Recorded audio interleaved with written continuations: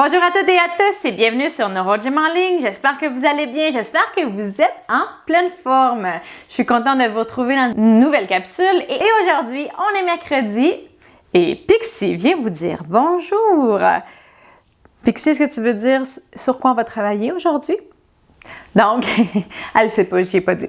Mais ce qu'on va travailler, c'est, on va faire des exercices, en fait des étirements pour la plupart, pour les jambes raides et ou spastiques. Même si vous n'avez pas de spasticité, ça va faire du bien. C'est vraiment des exercices qui vous ciblent les muscles qui sont les plus souvent tendus dans les jambes et principalement aussi les muscles qui sont spastiques. Donc, on fait les exercices couchés, soit au lit ou au sol. Il y a un exercice qui est en chevalier, donc si vous êtes au lit, faites attention d'être vraiment sécuritaire. Sinon, installez-vous au sol. Peut-être que ça va être plus simple de le faire comme ça. Mais peu importe, hein, installez-vous de la meilleure façon pour vous. Mais avant de vous installer, je vous invite à faire un pouce sur la vidéo, à faire j'aime. Je vous invite à vous abonner à nos différentes plateformes si ce n'est pas déjà fait et à partager en grand nombre aux personnes que ça pourrait intéresser et aider. Sur ce, installez-vous bien, on commence dans quelques secondes. Excellent, j'espère que vous êtes bien installés. Donc, comme toujours, avant de débuter, je dois dire que les exercices que je donne sont généraux, qui sont peut-être pas adaptés à votre condition. Peut-être que vous ne pourrez pas les faire. Peut-être que certains vont être plus difficiles, comme je pense au dernier, par exemple, qui est en chevalier. Mais peut-être que ça va être impossible pour certains. Vous pouvez essayer de les modifier. En fait, d'utiliser le même principe, mais de le faire d'une façon différente. Si jamais vous avez de la douleur en faisant les exercices, encore une fois, essayez de les modifier. S'il n'y a rien qui fonctionne, ne faites pas les exercices. Faites-en un autre ou raccourcissez simplement la séance. Il n'y a pas de problème à ça. Donc, sur ce, on va s'installer. Donc, le premier exercice, c'est pour faire la flexion des jambes. Parce que quand il y a de la spasticité, c'est de la spasticité en extension. Donc, les quadriceps vont se contracter, puis les jambes vont se raidir. Fait qu'on veut aller briser le mouvement, si je peux dire, de cette façon-là. Par contre, quand on a les jambes raides, c'est difficile. Des fois, on n'a pas la force de contrer la spasticité. Si c'est le cas, couchez-vous sur le côté comme ça. Puis allez chercher votre pantalon, votre tirer et tirez comme ça, puis ramenez la jambe. Sinon, ce que vous pouvez faire, c'est vous mettre sur le dos et tirer la jambe comme ça. Donc, vous pouvez faire les deux versions. Moi, je vais mettre sur le côté.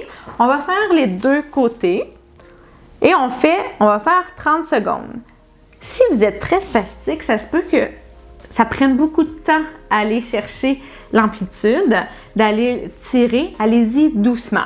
Donc, je vais partir mon chrono. Et c'est parti. Je continue. Donc, vous prenez la jambe et vous la pliez. Vous pliez le genou également et vous ramenez la jambe comme ça. Ça va étirer le fessier. Ça tire un petit peu plus, moi, je trouve, quand on est couché sur le dos. Mais vous pouvez le faire comme ça tout à fait. Et là, si ça tire ou si vous sentez que ça fait mal puis que ça veut faire un spasme, prenez des bonnes respirations, vous pouvez relâcher un petit peu et on reprend. Quand on a de la spasticité, là, ça ne sert à rien de forcer trop fort. Donc, on change de côté. Je vais le faire sur le dos pour là. Donc là, j'avais fait la jambe gauche et là, je vais faire la jambe droite comme ça. Et on se place. On ne lâche pas.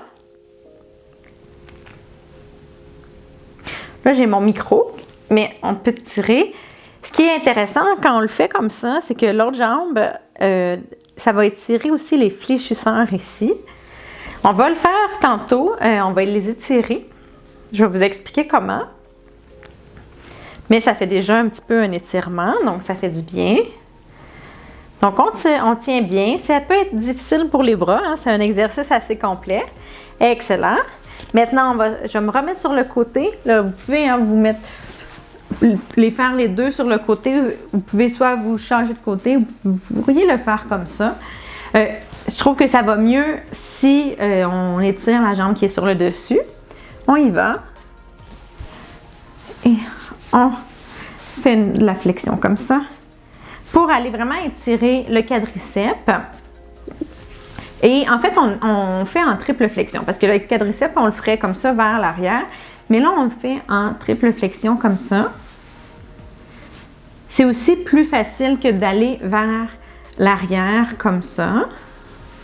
Et ça va étirer le fessier.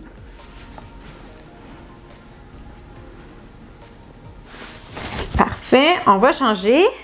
Donc, on va faire comme toujours 3 fois 30 secondes. On change, on fait le jambe.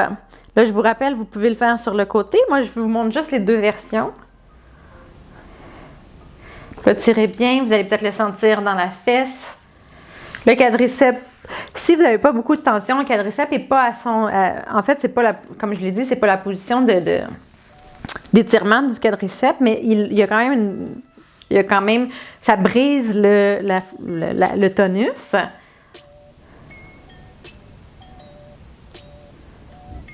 Et c'est ce qu'on recherche. Hein? On ne veut pas nécessairement aller dans des positions qui miment la spasticité. On veut aller en dehors des schèmes de spasticité. J'ai pas parti mon chrono. Je pense qu'on a fait 30 secondes. Et on y va, on change on y va pour le dernier. On lâche pas.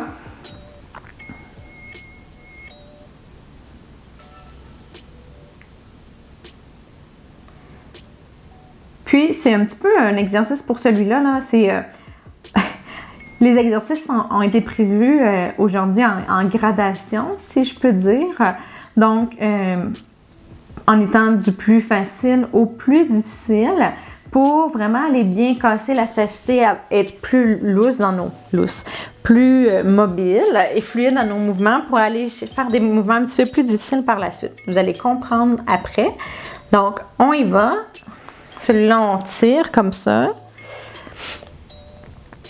Parce que moi, je le fais souvent en clinique, hein, d'aller tirer les gens. Puis des fois, même moi, c'est difficile. Donc, des fois, c'est moi qui force. Puis qu'à la fin, quand je fais des séances où j'étire beaucoup, c'est moi qui ai forcé le plus. Là, des fois, on rigole un petit peu par rapport à ça. Là, donc, c'est moi qui travaille. Mais c'est comme ça, c'est la réalité. Donc, surtout au niveau des jambes, les bras, c'est un peu plus accessible parfois que la personne puisse le faire par elle-même, mais pas toujours. Donc, comme j'expliquais, il y a une gradation parce que là, ce que je veux qu'on fasse, c'est qu'on ait étiré le piriforme, le muscle dans la fesse. OK, maintenant, ce qu'on va faire, vous allez comprendre pourquoi je disais qu'il y a une petite gradation, c'est qu'on va travailler les adducteurs. On va aller tirer les adducteurs qui sont souvent très spastiques. Là, il y a deux façons de le faire. Soit vous le restez comme ça, mais il faut que vous rameniez vos jambes comme ça. Puis, on les met à plat. Fait qu'il faut être capable de briser le mouvement. Et là, vous pouvez ouvrir comme ça puis laisser tomber avec la gravité. Si ça se peut que juste ça tire beaucoup. Une autre façon de le faire, vous pouvez vous relever, mais encore une fois, là, il faut que vous rameniez les jambes comme ça. Vous mettez les pieds ensemble et ce qu'on va faire, c'est qu'on va aller étirer comme ça. On va mettre les coudes sur les genoux et on va tirer comme ça. On s'installe. Moi, je vais le faire comme ça. Ça tire pas assez quand je suis couchée. Vous pouvez essayer de le faire coucher. Sinon, si ça ne fonctionne pas et puis il faut que vous rajoutiez une charge, faites-le comme ça. On y va pour 30 secondes. Et plus vous allez emmener vos pieds proches de vous, c'est parti là, plus ça va aller ouvrir. Donc, on va ouvrir comme ça on va en abduction et on étire les adducteurs. Ça peut être très sensible. Il peut y avoir beaucoup de points de tension à ce niveau-là. Donc, ça se peut que vos jambes soient comme ça. On continue là. Mais ça se peut que vos jambes soient comme ça. Puis aussi, il faut être capable de les ramener comme ça. Excellent. On prend une pause.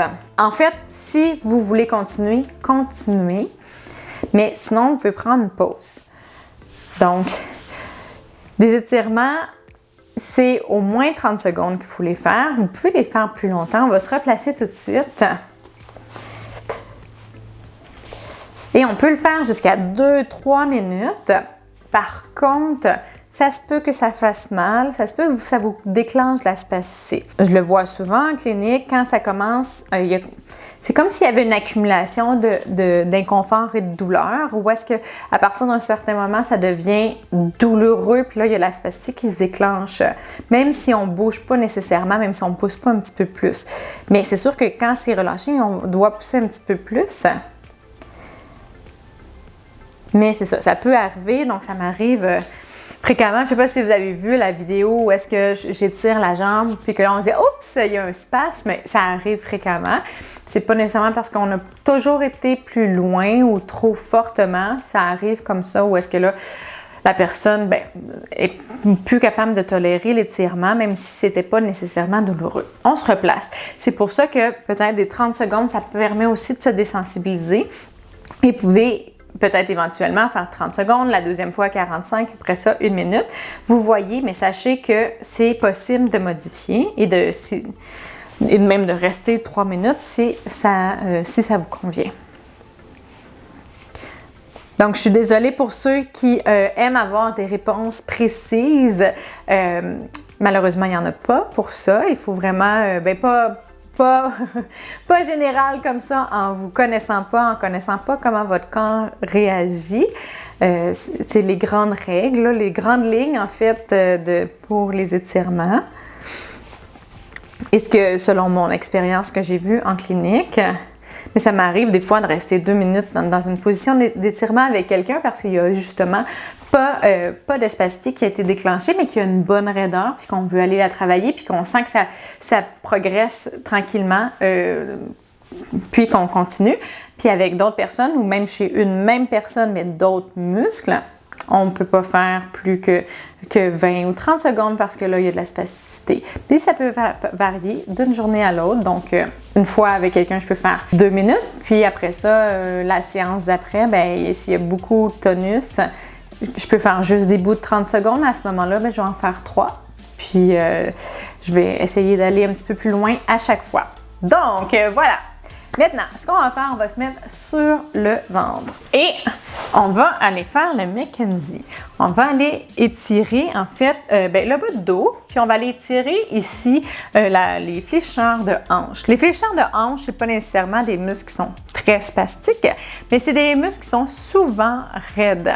Si vous êtes à mobilité réduite, si vous êtes en fauteuil, une partie de la journée ou à l'extérieur, ou juste souvent assis, ou même chez beaucoup de gens, je vous dirais, pas besoin d'avoir nécessairement une déficience motrice pour avoir ces muscles-là tendus, parce que moi, j'en ai, inquiétez-vous pas, j'ai beaucoup de tension à ce niveau-là, surtout d'un côté. Donc, c'est vraiment un muscle qui est souvent tendu. Donc, ça fait du bien d'aller le travailler. Puis en plus, ça travaille le bas de dos. Donc, on l'a déjà fait, je vous l'ai fait faire cet exercice-là, dans d'autres exercices pour le bas de dos. Ce qu'on va faire, c'est qu'on va aller se pousser comme ça. Puis ce qu'on veut, c'est que ça ouvre ici devant. Donc, on veut garder les fesses au sol. Tu sais, il faut pas que ça lève comme ça. On veut aller chercher une extension au niveau de la hanche un petit peu. Et on y va pour 30 secondes et on se pousse le plus qu'on peut. On respire bien. C'est sûr que c'est un muscle qui est un petit peu difficile à isoler. Là, moi, je le sens que ça tire beaucoup dans mon dos également. Puis, il y a d'autres façons de l'étirer, mais je trouve que cet exercice-là, j'avais envie de vous le donner parce qu'il est assez complet. Ça met de la charge aussi au niveau du bassin. Ça travaille les bras. Si vous avez de la spasticité sur les bras, ça peut vous aider là, si vous mettez si vous êtes capable de vous mettre les mains à plat, puis ou même un peu fermé, là, ça peut aider à votre spasticité au niveau des épaules, du bras, là, du membre supérieur en fait. Donc voilà, je trouvais que c'était une bonne façon de le faire, un petit peu plus facile que les autres options. Les fléchisseurs de hanche, c'est assez creux au niveau de l'avant de la hanche. C'est parfois difficile à aller étirer, traiter. Donc, il faut y aller souvent de façon manuelle. Donc, on y va. Moi, comme je vous ai dit, j'ai un problème au niveau... J'ai mon côté gauche qui est souvent très tendu, puis même les autres exercices que je pourrais faire par moi-même, les autres étirements, sont souvent pas assez efficaces, je dirais. Donc, ça étire un peu, mais ça va pas chercher en profondeur. Surtout que les fléchisseurs de hanche s'attachent au niveau de la colonne, le psoas en particulier. Et à ce moment-là, il y a quand même beaucoup de mobilité. C'est difficile d'isoler la colonne pour avoir un étirement qui est très franc. Donc, on lâche pas et ça travaille les bras également. je le dis souvent, hein, même les séances d'exercice, c'est quand même des séances de renforcement parce qu'on utilise le reste de notre corps. Donc, on lâche pas, on s'installe pour le troisième.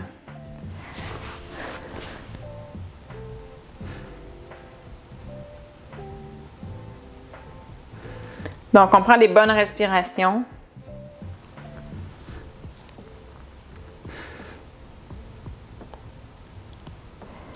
Excellent. Ça fait du bien. Si vous avez de la spastique qui se déclenche, je vous rappelle, prenez des bonnes respirations, relâchez un petit peu si ça devient difficile. Excellent. Maintenant, ce qu'on va faire, c'est qu'on va aller se mettre en charge. Donc, on va aller faire de la flexion et on va aller s'asseoir sur nos jambes. Donc, vous allez essayer de sortir les fesses comme ça. Je vais m'avancer là, en fait, comme ça. Et là, vous vous poussez et vous vous mettez en petit bonhomme comme ça. Et c'est tout. On y va pour 30 secondes. Ah, ça tire dans le dos. Moi, je trouve que ça me fait du bien aussi là. Vous pouvez vous mettre comme ça également. Si vous êtes capable, vous pourriez vous mettre comme ça. Ça va faire un petit peu plus de mise en charge. Ça fait de la mise en charge au niveau des pieds également, mais vous pourriez être juste comme ça. Puis là, vous pourriez rester comme ça longtemps. Ce qu'on va faire, on va quand même faire des 30 secondes parce qu'on va travailler le mouvement. Donc, le fait de sortir et de revenir et de faire, là, on va marcher avec vos mains comme ça. Si ça a été très difficile de prendre la position, laissez faire. On va juste se placer comme ça, on va prendre quelques bonnes respirations, puis on va se replacer parce qu'on travaille la mobilité. Donc, si jamais la spasticité veut se déclencher puis de la briser, c'est aussi de dire non, je veux pas qu'il y ait de spasticité, de travailler le mouvement comme ça volontaire. Bien, ça sera pas nécessairement volontaire, là, mais de travailler le mouvement, c'est une bonne chose. Donc, essayez, si vous voyez qu'il y a de la spasticité qui se déclenche, essayez de la casser, essayez de l'arrêter volontairement. Donc, on y va. Fait que si vous voyez, oups, ça commence à vouloir se déclencher, essayez d'y aller puis d'envoyer la commande motrice de relâcher les muscles. Puis, on se place.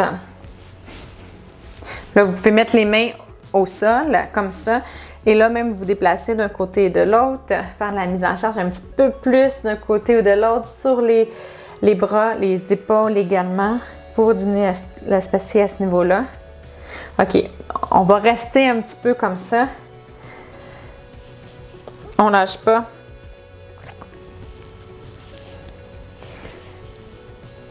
Excellent. Et maintenant, on remarche vers l'avant. On prend quelques respirations. Donc, c'est quelque chose que je travaille avec les gens avec qui je travaille en clinique, là, de justement essayer de contrôler le mouvement et ne pas laisser la spasticité ou le mouvement très brusque qui apparaît. Essayez de le faire, ça se fait. C'est difficile. J'ai déjà utilisé en clinique un EMG, donc un appareil qui allait enregistrer l'activité musculaire. Et ça donnait un feedback visuel à la personne. Puis on pouvait travailler justement que quand l'activité musculaire, le tonus augmentait, on se replace. Je vais partir mon chrono quand on va être placé. On y va. Quand l'activité musculaire augmentait, qu'il y avait plus de tonus, que la personne volontairement le réduisait le tonus. Ça se fait, ça prend de la pratique, hein? Il faut envoyer la commande motrice.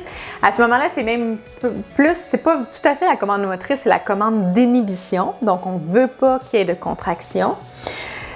Mais tout ça, ça se fait. Puis, comme j'ai dit, ça se travaille.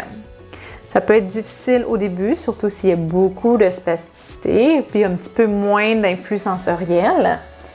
Mais persévérer, essayer d'envoyer l'information, de dire « Oh non, stop, je veux pas qu'il y ait de contraction. » OK, maintenant on va aller étirer nos chevilles en flexion dorsale. Pour ça, on va prendre la position du chevalier. Fait que ce qu'on peut faire, c'est qu'on va se mettre à quatre pattes comme ça. Et là, on veut emmener une jambe devant. Donc, comme ça, on met la cheville, un pied devant. Assurez-vous d'être en sécurité. Soit vous pouvez le faire avec un mur, sinon, essayez, si vous êtes dans votre lit, faites attention de ne pas pouvoir tomber. Et ce qu'on va faire, c'est qu'on va aller s'avancer comme ça pour aller chercher de la flexion dorsale.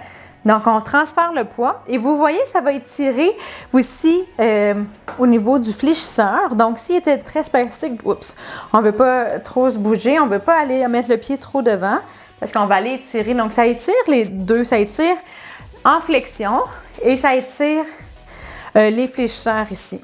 Donc, on s'installe comme ça, 30 secondes. Ça peut être difficile pour l'équilibre.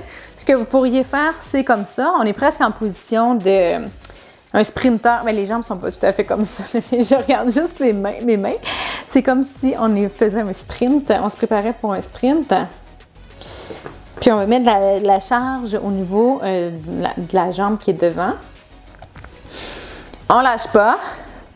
Donc c'est celui-là qui est peut-être, ça va être très difficile à prendre comme position. Je le conçois, je l'avoue. On va changer. On va mettre l'autre jambe devant. Donc, le pied à peu près en dessous du genou. Et on se penche comme ça. Donc, vous pouvez le faire comme ça, mais j'avoue que pour l'équilibre, c'est assez difficile. Donc, on peut se mettre comme ça. Si ce n'est pas un exercice d'équilibre, donc, prenez les moyens d'être capable d'aller étirer ici la cheville. C'est ce qu'on veut faire. On lâche pas.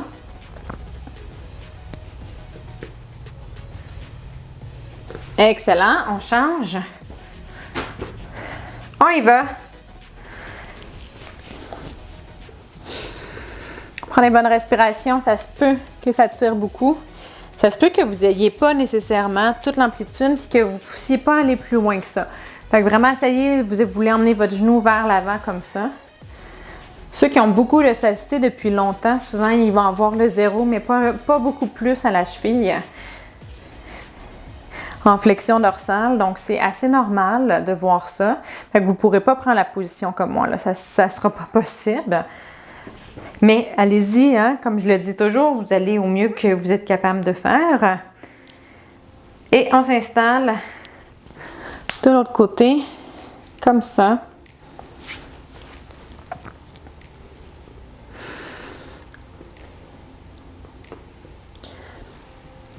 Donc, on va étirer les fléchisseurs plantaires. C'est eux qui sont responsables aussi du clonus, du battement du pied quand on étire rapidement ou quand le bout du pied touche à quelque chose, là. Donc, des fois, il y en a qui vont l'avoir à la marche aussi. Si vous avez un pied tombant et que la pointe du pied touche le sol en premier, des fois, ça va créer des battements, ça va créer un clonus. Donc, ceux qui ont un clonus savent de quoi je parle. Donc, c'est le muscle, là, on étire justement le muscle qui est responsable de ça. Fait que si on l'étire puis qu'il est moins sensible à l'étirement, parce que c'est ça qui déclenche les clonus, c'est le réflexe d'étirement. Donc, si vous avez une meilleure souplesse, ça va aider à ce que les clonus puis la spasticité soient moins fréquents.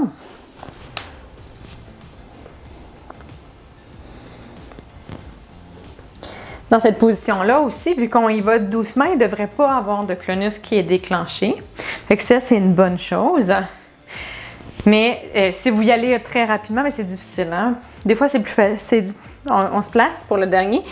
C'est facile d'y aller trop rapidement puis déclencher le clonus quand on utilise par une ceinture ou si on y va, on étire juste avec le bout du pied, ça peut déclencher le clonus. Dans cette position-là, on est en mise en charge. Puis, une des façons de stopper le clonus, c'est également de mettre le pied par terre, de mettre le talon à terre et de pousser sur le genou, si on est en position assise. Excellent, super! Donc, excellent! J'espère que vous avez aimé la séance d'aujourd'hui. J'espère que vous sentez que vos jambes sont plus relâchées, que sont moins raides, moins spastiques. Puis s'il vous reste de l'énergie, je vous conseille en fait d'essayer des tâches motrices que vous avez peut-être la difficulté à faire habituellement quand vous avez justement là, moins de tonus, moins de spasticité, parce que c'est là que le contrôle volontaire, s'il n'y a pas trop de fatigue, va être le mieux. Vous pouvez travailler sans l'embrouillement de la spasticité puis de la raideur. Donc, vous pouvez faire ça. S'il vous reste un petit peu d'énergie, donc soit travailler votre pied tombant, essayer de faire quelques assis debout, peut-être un petit peu de marche si c'est sécuritaire pour vous. Donc, c'est aussi des exercices que si vous voulez faire des exercices volontaires, fonctionnels, vous pouvez refaire ces exercices-là, en faire un ou deux avant de commencer des tâches fonctionnelles. Vous allez être plus relâché, ça va être plus facile par la suite. Surtout si vous voulez travailler la marche, par exemple. Donc, moi, je le fais souvent en clinique, aller étirer, aller casser la spasticité avant de débuter des exercices fonctionnels. Voilà. Et si vous avez aimé, je vous invite à faire un pouce ou à faire j'aime sur la vidéo. Je vous invite à nous suivre et à vous abonner à nos différentes plateformes. Donc, vous pouvez nous suivre sur Facebook, Instagram et YouTube. Je vous invite à vous abonner à nos différentes plateformes. Donc, vous pouvez nous suivre sur Facebook, Instagram et YouTube. Et je vous invite également à partager en grand nombre aux personnes que ça pourrait intéresser et aider. Sur ce, je vous dis merci d'être avec nous, merci de nous suivre, de faire les exercices avec moi. Je vous souhaite une excellente journée et je vous dis à bientôt dans une prochaine vidéo.